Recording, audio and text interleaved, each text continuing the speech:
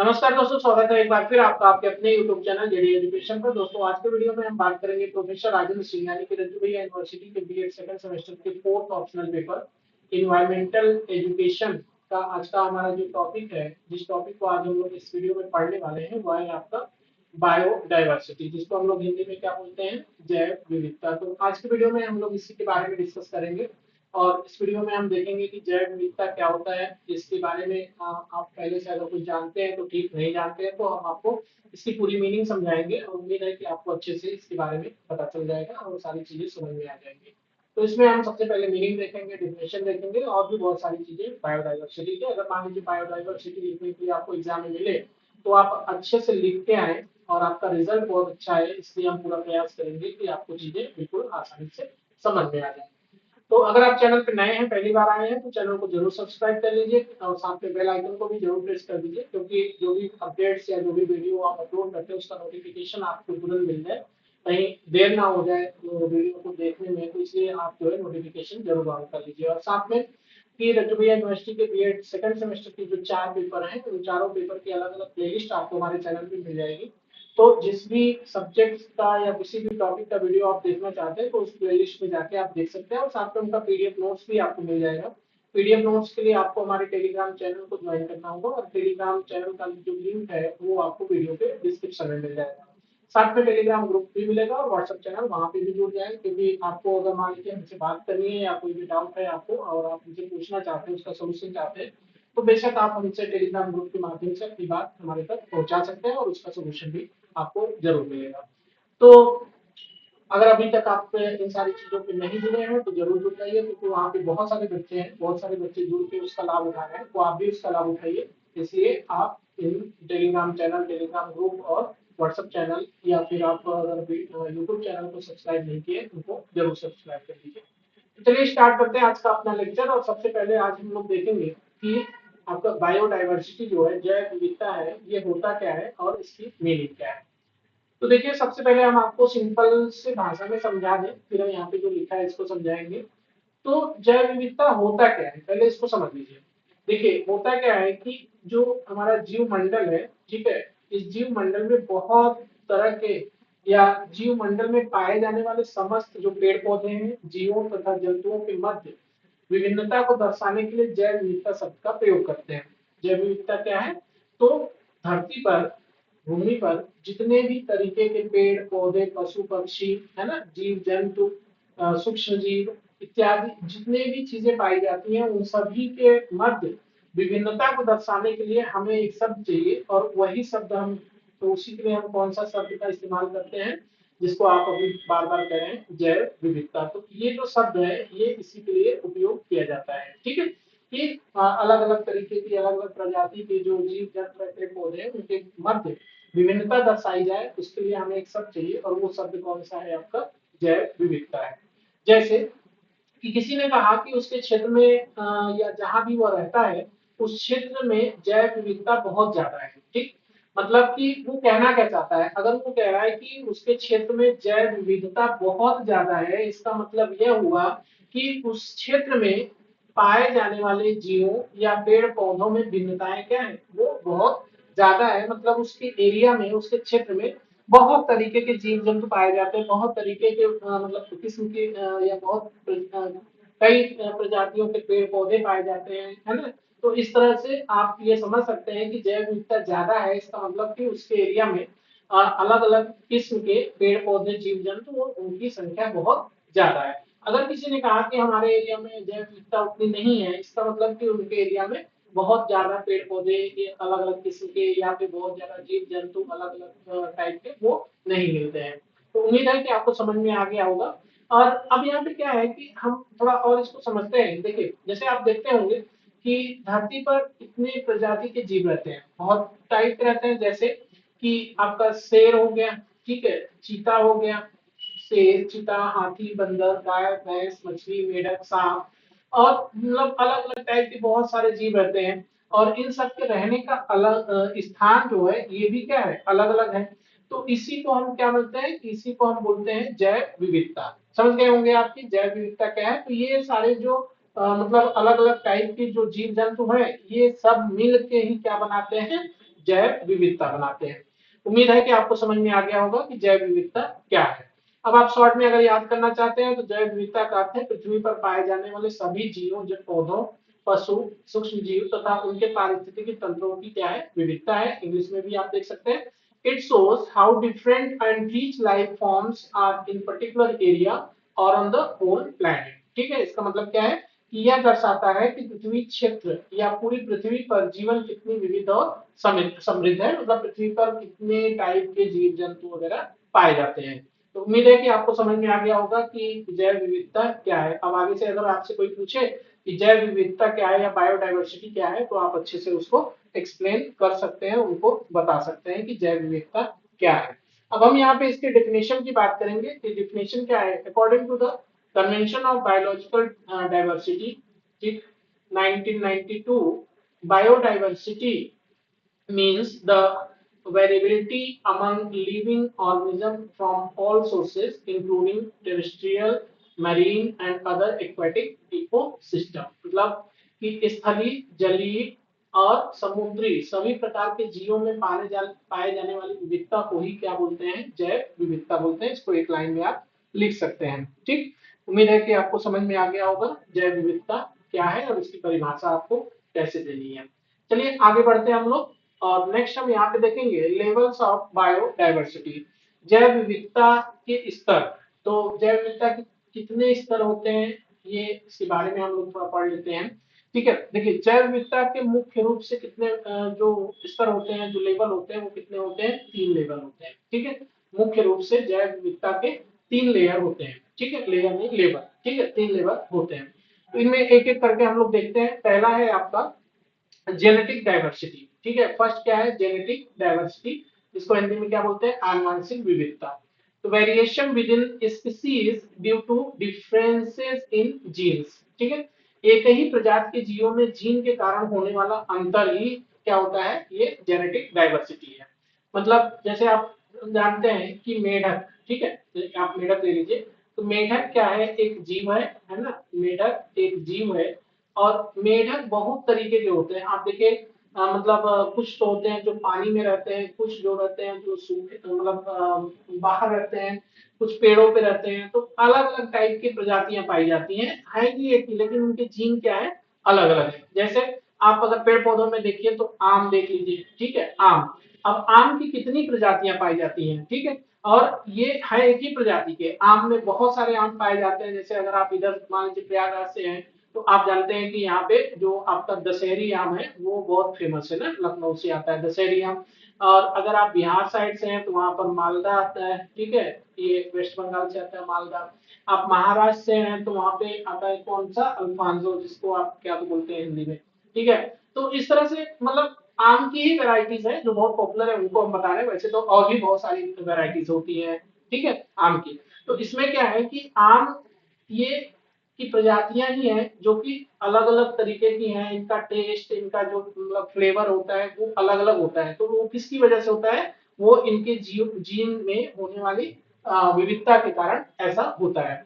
तो genetic diversity के बारे में आप समझ गए होंगे कि क्या है जेनेटिक डाइवर्सिटी। आगे हम लोग नेक्स्ट देखते हैं, अगला क्या है।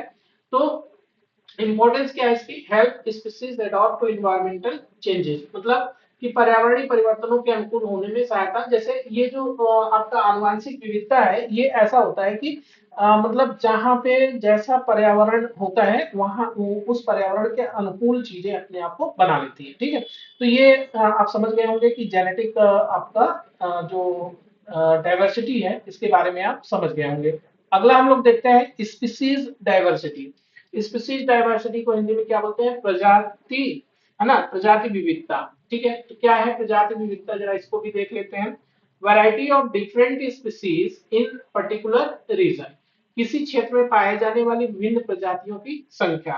ठीक है, अब यहाँ पे क्या है, जैसे मान लीजिए कि जंगल है। ठीक है, अब जंगल में हम अगर देखें तो जंगल में जो जीव रहते हैं उसमें शेर भी रहता है। ठीक है, इसमें चीता भी रहता है, इसमें हिरन भी रहता है, इसमें आपका हाथी भी रहता है। ठीक है, इसमें बंदर भी रहता है, और भी भालू भी रहता है। ऐसे बहुत सारे जीव हैं, सब सब तो हम नहीं बता सकते, लेकिन ये एक ही क्षेत्र या एक ही जगह पे रहने वाले जीव हैं तो यही यहाँ पे कह रहा है स्पीसीज मतलब एक ही क्षेत्र में पाए जाने वाली विभिन्न प्रजातियों की संख्या जो है वो किसके अंतर्गत आती है, ये आती है स्पीसीज डाइवर्सिटी के अंतर्गत। उम्मीद है कि आपको समझ में आ गया होगा। आगे देखते हैं नेक्स्ट। थर्ड नंबर क्या है ये भी देख लेते हैं। तो इकोसिस्टम डाइवर्सिटी। इकोसिस्टम डाइवर्सिटी क्या है, पारिस्थितिकी तंत्र विविधता। Variety of ecosystems like forest, desert, ocean और वेटलैंड्स एक्सेट्रा। वन, मरुस्थल, समुद्र, आर्द्रभूमि जैसे विभिन्न पारिस्थितिक तंत्रों की क्या विविधता है। अब इसको थोड़ा और समझ लेते हैं हम कि जो आपका पारिस्थितिकी तंत्र विविधता है या जिसको हम इकोलॉजिकल डाइवर्सिटी भी कहते हैं, तो ये इकोलॉजिकल डाइवर्सिटी क्या है, इसको थोड़ा और आसान भाषा में समझ लेते हैं। ठीक है, देखिए यह है क्या, यह विभिन्न प्रकार की पारिस्थितिकी तंत्रों जैसे कि रेगिस्तान, ठीक है, रेगिस्तान, वर्षावन, वर्षावन और नदियां, ठीक है, और आर्द्रभूमि, ठीक है, आर्द्रभूमि जिसको आप वेटलैंड बोलते हैं, ठीक है, आर्द्रभूमि की विविधता है, ठीक, जिसमें वे जीव रहते हैं और परस्पर क्रिया करते हैं। ये तीनों मिलके मतलब ये तीनों कौन कौन, आपका जेनेटिक स्पीसीज और इकोलॉजिकल डाइवर्सिटी, ये तीनों मिलकर पृथ्वी के पारिस्थितिकी संतुलन को बनाए रखने में क्या करते हैं, मदद करते हैं। तो यहाँ तक आप समझ गए होंगे कि जैव विविधता के जो प्रकार है वो भी हमने देख लिया। और अब हम लोग आगे चल रहे हैं, इनके मूल्यों के बारे में थोड़ा पढ़ेंगे कि मूल्य क्या क्या है। ठीक है, अगला देखिए नेक्स्ट है आपका वैल्यू ऑफ बायोडाइवर्सिटी। ठीक है, वैल्यू ऑफ बायोडाइवर्सिटी मतलब कि जैव विविधता के मूल्य, इनके बारे में थोड़ा देख लेते हैं। तो जैव विविधता के जो मूल्य हैं वो क्या है, इसके बारे में समझिए। जैव विविधता मतलब बायोडाइवर्सिटी, ठीक है, बायोडाइवर्सिटी मानव और पृथ्वी के स्वास्थ्य के लिए अमूल्य है। मतलब बायोडाइवर्सिटी जो है ये किसके लिए, मानव के लिए भी और पृथ्वी के लिए भी ये क्या है, अमूल्य है। ठीक है, इनका कोई मूल्य नहीं है। इसके मूल्यों जो मुख्य मूल्यों में पारिस्थितिकी संतुलन, आर्थिक लाभ, सामाजिक सांस्कृतिक महत्व और वैज्ञानिक अध्ययन शामिल है। ठीक है, यह ऑक्सीजन उत्पादन, जलवायु नियंत्रण और जल शुद्धिकरण जैसी अनिवार्य सेवाएं प्रदान करती है जो सीधे तौर पर मानव कल्याण से जुड़ी हुई है।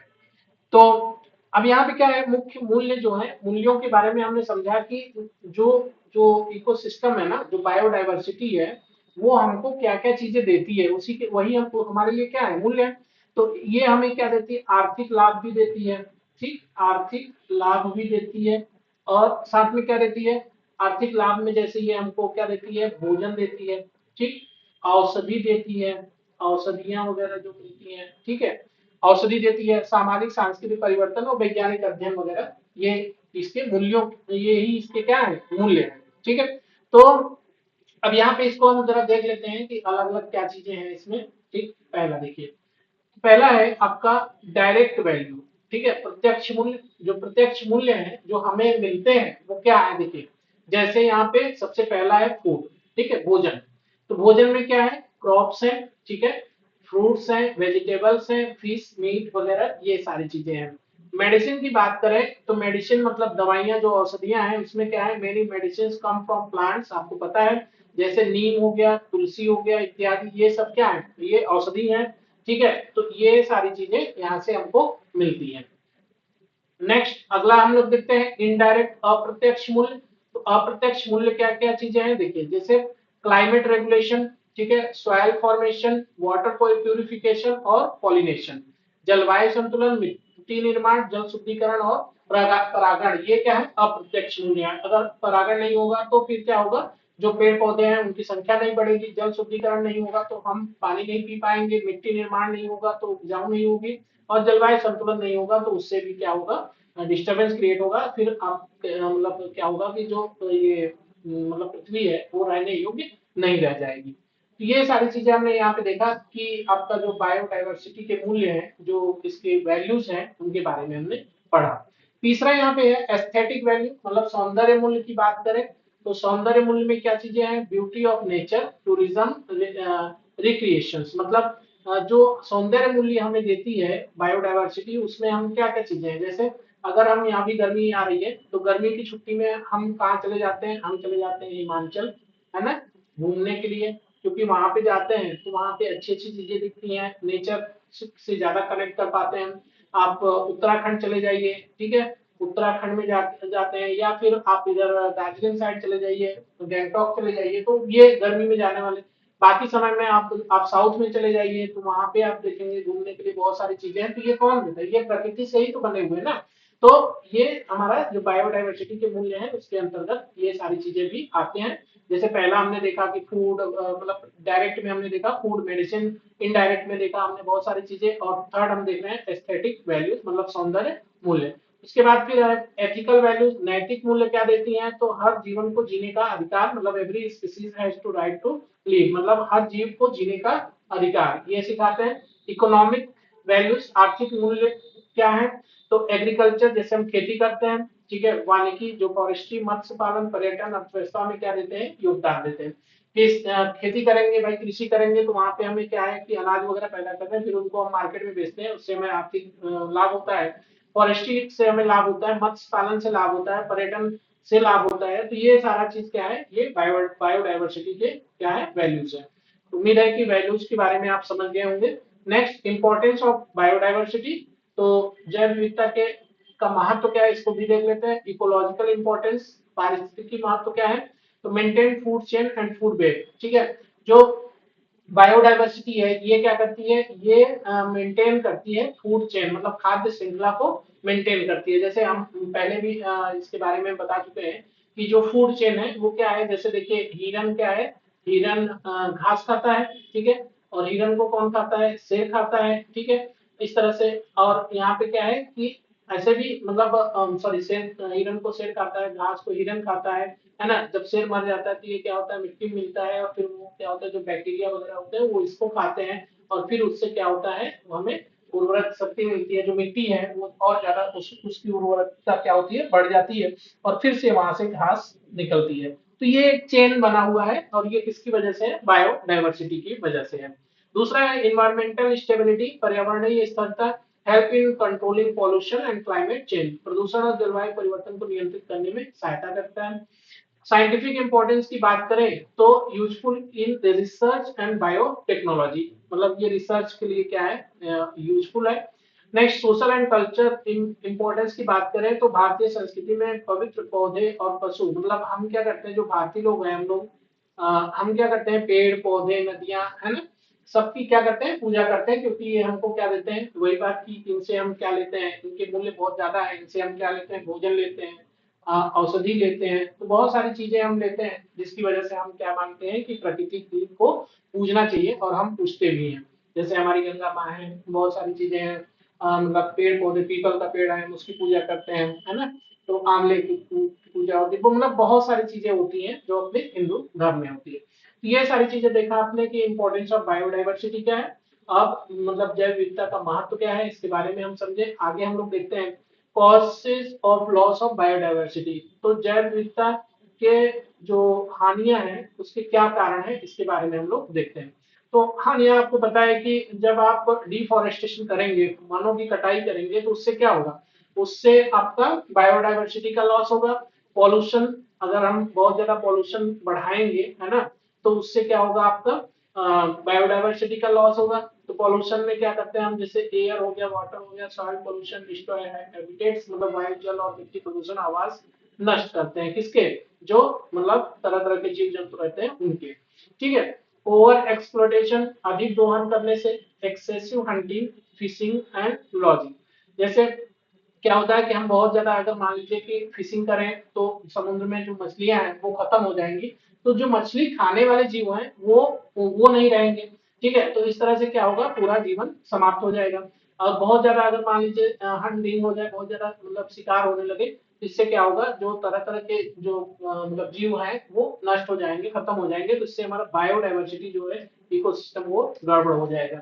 तो ये हमने देखा कि इसके जो मतलब लॉस हैं, तो उसके क्या क्या कारण हो सकते हैं, इनके बारे में हमने अध्ययन किया। अब हम लोग आगे बढ़ते हैं, और फोर्थ देखते हैं, क्लाइमेट चेंज, जलवायु परिवर्तन। तो जलवायु परिवर्तन से क्या होता है? Global warming affects eco system. अगर ग्लोबल वार्मिंग बढ़ेगी तो क्या होगा? पारिस्थितिक तंत्र जो है वो क्या होगा? डिस्टर्ब होगा। इन्वेसिव स्पीसीज, विदेशी प्रजातियां जो है non native species disturb local ecosystem. ठीक, जो बाहर से आई हुई विदेशी ताकतें हैं, मतलब कि जो विदेशी प्रजातियां हैं, वो हमारे देसी जो लोकल जो इकोसिस्टम है उसको क्या करते हैं, उसको डिस्टर्ब कर देते हैं। ठीक है, तो ये सारी चीजें हमने देखा। नेक्स्ट क्या है, इंडस्ट्रियलाइजेशन एंड अर्बनाइजेशन, औद्योगिकरण और शहरीकरण। तो औद्योगिकरण और शहरीकरण की वजह से भी क्या हो रहा है, जो मतलब इलीगल डेवलपमेंट हो रहे हैं, उससे भी क्या हो रहा है, बायोडायवर्सिटी का लॉस हो रहा है। तो इस तरह से अगर एग्जाम में आता है तो आप ये लाइंस याद रखेंगे और इसको आप अपने से ही लिख सकते हैं, इसमें बहुत ज्यादा कुछ याद करने के लिए नहीं है। हाँ, जैसे आपका जो मतलब अभी जो रिजल्ट है उसमें आपने देखा होगा कि कुछ लोगों के नंबर्स कम आए, तो आप अगर पॉइंट वाइज लिखते हैं ना कोई चीज, ठीक है, पॉइंट बना के, जैसे हमने यहाँ पे नोट्स दिया आपको, तो इस नोट्स में आपको पूरा याद करके नहीं जाना है, आपको सिर्फ क्या करना है, पॉइंट याद रखने हैं। ठीक है, इन पॉइंट्स को याद रखिए। और पॉइंट जैसे यहाँ पे मान लीजिए आपने लिखा कि क्लाइमेट चेंज, ठीक है, तो क्लाइमेट चेंज आपने लिखा, तो क्लाइमेट चेंज लिखने के बाद फिर आप इसके बारे में एक्सप्लेन करेंगे ना, दो चार लाइन आप लिखेंगे, और फिर तब जाके आप इस तरह से लिखते लिखते चले जाएंगे, तब आपको नंबर अच्छा मिलेगा। अब आप ये कहिए कि आप पूरा जैसे आप लेटर लिखते हैं ना, ऐसे लिखते हैं, उस तरह से आपने यहाँ से शुरू किया और ऐसे लिखते चले गए, लिखते चले गए, लिखते चले गए, तो ये पूरी कहानी समझ में आती है। कहानी मत लिखिए, आपको क्या करना है, पॉइंट वाइज बना के अगर आप कोई चीज लिखेंगे ना, तो उससे क्या होगा, एग्जामिनर भी समझेगा कि हाँ बच्चे ने सही चीज लिखा होगा, क्योंकि यहाँ पे उसने सही हेडिंग डाली हुई है। तो ये काम जरूर करिए आप लोग। अगर बहुत सारे लोग हैं जो खुद से नोट्स बना रहे हैं, वो जानते हैं, और जो नहीं बना रहे उनको भी हम बता दें कि आप नोट्स डाउनलोड कर लीजिए और वहां से आप खुद से अपना नोट्स बना लीजिए, बेहतर रहेगा। अगर नहीं भी बनाते हैं तो आप इन पॉइंट्स को याद रखिएगा, जैसे ये सब पॉइंट्स है ना, इनको याद रखिएगा, और यही पॉइंट्स को लिखने के बाद फिर इनके बारे में आप एक्सप्लेन कर देंगे। तो अगर आप ऐसा करेंगे तो ये है कि आपको नंबर अच्छा मिलेगा। जैव विविधता का संरक्षण कैसे कर सकते हैं, इसके बारे में हम लोग देख लेते हैं। तो इन इन यहाँ पे क्या है, स्थल संरक्षण, ठीक है, जैसे हम नेशनल पार्क घोषित कर दें, वाइल्ड लाइफ सेंचुरी वगैरह, ठीक है, तो इस तरह से हम क्या कर सकते हैं, जैव विविधता को संरक्षित कर सकते हैं। स्थल के बाहर अगर बात करें, शहरों में करना हो तो हम चिड़ियाघर बना देते हैं, बोटेनिकल गार्डन बना देते हैं, सीड बैंक बना देते हैं, ठीक है, इस तरह से चीजों को संरक्षित कर लेते हैं। ठीक, तो हम इससे अगर जैव विविधता का संरक्षण करना हो तो बात यह है कि अगर हमें बाहर करना हो, मतलब स्थल कोई जगह है और उसको संरक्षित करना हो, तो हम क्या करते हैं, वहां पे उसको हम घोषित कर दें कि ये जो है नेशनल पार्क है। अब नेशनल पार्क है तो भाई वहां पे इलीगल एक्टिविटीज नहीं चल सकती, ठीक है, तो नेशनल पार्क अगर मान लीजिए किसी जगह को घोषित कर दिया गया, तो वहां पे इलीगल एक्टिविटी नहीं हो सकती, वहां पे हंटिंग नहीं हो सकती है ना, वहां पे पेड़ों की कटाई नहीं हो सकती, मतलब डिफॉरेस्टेशन नहीं हो सकता। ठीक, तो इस तरह से बहुत सारी चीजों पे क्या लगेगी, रोक लग जाएगी। हम अगर मान लीजिए वाइल्ड लाइफ सेंचुरी घोषित कर दें, ठीक है, तो वाइल्ड लाइफ सेंचुरी अगर घोषित कर दें तो उस एरिया में जितने भी जीव जंतु रहते हैं, उनकी उनका जो संरक्षण है वो सरकार के पास चला जाएगा, और वहां पे कोई भी जाके कोई शिकार नहीं कर सकता, कुछ नहीं कर सकता, जीवों को हानि नहीं पहुंचा सकता। तो इससे हम क्या कर पाएंगे, अपनी बायोडाइवर्सिटी को संरक्षित रख पाएंगे। अब बात यह है कि अगर मान लीजिए हम वहां पे पूरे स्थल को नहीं कर पा रहे हैं, तो हम बाहर रह के भी कर सकते हैं। जैसे मान लीजिए कि कहीं जंगल नहीं है या कोई जन जीव है, ठीक है, जैसे मान लीजिए कि शेर है या कोई भी मतलब इस तरह का चीता है या कुछ भी, हाथी है भटक के चला है, हम क्या करते हैं, शहरों में क्या करते हैं, जू बना देते हैं, चिड़ियाघर, और वहां पे ले जाके उनको रख देते हैं। इस तरह से आप जैसे अलग अलग प्रजाति के जो पेड़ पौधे हैं जो हमारे लिए औषधि वगैरह देते हैं, तो हम क्या करते हैं, उनको एक गार्डन जिसको हम बोटेनिकल गार्डन घोषित कर दें, तो वहां पर क्या हो, उनको लगा दें, तो उस गार्डन की सुरक्षा भी होती रहेगी और बायोडाइवर्सिटी भी संरक्षित रहेगी। तमाम तरह के जो बीज वगैरह है उनका हम एक बैंक बना दें, उनको रख दें, तो इससे क्या होगा, तो मतलब जो बीज वगैरह है बाद में जरूरत पड़ी तो हम उनसे पेड़ पौधे भी उगा सकते हैं। तो इस तरह से हम क्या कर सकते हैं, अपनी बायोडाइवर्सिटी को संरक्षित रख सकते हैं। नेक्स्ट हम यहाँ पे देखते हैं इसका कंक्लूजन। तो निष्कर्ष क्या है इसके बारे में जरा देख लेते हैं। तो वैसे तो हम समझा दिए हैं, लेकिन ध्यान दीजिए कि biodiversity is the foundation of life on earth, मतलब कि जो जैव विविधता है ये क्या है, एक बेस है, एक आधार है, एक नींव है, ठीक है, पृथ्वी पर जीवन का क्या है, एक नींव है, कौन, जैव विविधता। Without biodiversity human survival is impossible, मतलब बिना इसके बिना, किसके बिना, जैव विविधता के बिना मानव अस्तित्व संभव नहीं है, ये हमने देखा। क्योंकि कुछ भी हो, अगर पेड़ पौधे नहीं रहेंगे तो, या मतलब बायोडाइवर्सिटी नहीं रहेगी, तो हमें भोजन नहीं मिलेगा, हमें औषधियां नहीं मिलेगी, हमें मतलब बहुत सारी चीजें नहीं मिलेंगी, तो फिर तो जीवन संभव है नहीं ना। तो इसलिए कहा जाता है कि आज जैव विविधता बचाइए और कल सुरक्षित बनाइए। अगर आज हम जैव विविधता, जो बायोडाइवर्सिटी है, इसको सेव कर लिए, तो हमारा कल जो होगा वो सिक्योर होगा। तो इसी के साथ हमारा आज का लेक्चर संपन्न हुआ। उम्मीद है कि आपको अच्छा लगा होगा, जानकारी अच्छी लगी होगी, और आपके एग्जाम की पॉइंट ऑफ व्यू से चीजें आपको समझ में आ गई होंगी। तो अगर आपको वीडियो समझ में आया तो फिर आप वीडियो को लाइक जरूर कर दीजिएगा, साथ में कमेंट भी कर सकते हैं, शेयर भी कर सकते हैं, और अगर अभी तक आप चैनल को सब्सक्राइब नहीं किए हैं तो चैनल को जरूर सब्सक्राइब करके साथ में बेल आइकन को जरूर प्रेस कर दीजिए। तो आज के वीडियो में बस यहीं तक, मिलते हैं हम नेक्स्ट वीडियो के साथ, और अब जल्दी आएंगे क्योंकि इस बार हम काफी दिन बाद वीडियो बना रहे हैं। तो तब तक के लिए आप अपना ख्याल रखिए, मन लगा के पढ़ाई करिए। बहुत बहुत धन्यवाद।